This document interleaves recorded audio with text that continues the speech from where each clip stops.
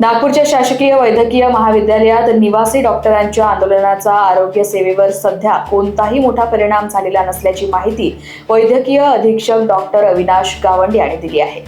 In service आणि ग्रामीण सेवा पूर्ण केलेल्या पदव्युत्तर डॉक्टर कार्य करत असल्याने रुग्णसेवा सुरळीत सुरू आहे असे ते बोलले। तर ओपीडी पुनर्वत सुरू असून केवळ काही नियोजित शस्त्रक्रिया कमी करण्यात आल्या आहेत। तर अधिष्ठाता डॉक्टर राज गजबे यांच्या मार्गदर्शनाखाली युनिट इन्चार्ज लेक्चरर्स आणि ड्युटी डॉक्टर सेवा सांभाळत असून आवश्यक व्यवस्था करण्यात आल्याचेही त्यांनी स्पष्ट केले।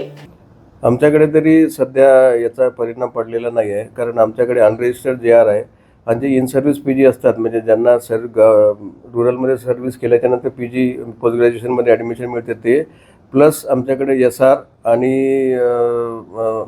हे जे JR आहे आणि यांना आम्ही लावलेलं आहे। त्याच्यामुळे आम्हाला सध्या तरी प्रॉब्लेम झालेला नाही आणि डाटामध्ये सुद्धा आमचं जे काल OPD होती ती आज तेवढीच OPD आहे। फक्त काही प्लॅन सर्जरी थोड्या कमी झालेल्या, बाकी सगळं आमच्याकडे सध्या तरी काही प्रॉब्लेम झालेला नाही।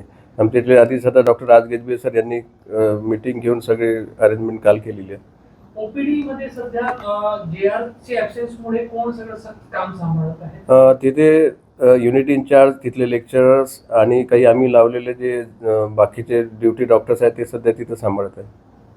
संप लांबला तर सर पुढे काही परिस्थिती पुन्हा बिघडू शकते का, की काय वाटतं? इथे सर्व्हिसेस मधनं आम्ही विड्रॉ होऊ टप्प्याटप्प्याने असं त्यांनी म्हटलंय, तर असं काही झालं तर शासनाची तयारी आहे का? इथे GMC मध्ये तरी काही होणार नाही, कारण आपण सगळे डॉक्टर्सची ड्युटी लावलेली आहे आणि पण ओव्हरऑल लोकांना माहीत झालं तर पेशंटचं येणं कमी होऊ शकते, पण आमच्यातर्फे तर सगळ्या डॉक्टरची व्यवस्था लावलेली असल्यामुळे इथे प्रॉब्लेम येणार नाही। लोकवाहिनी मीडियासाठी रोशन बोकडे यांची रिपोर्ट, नागपूर।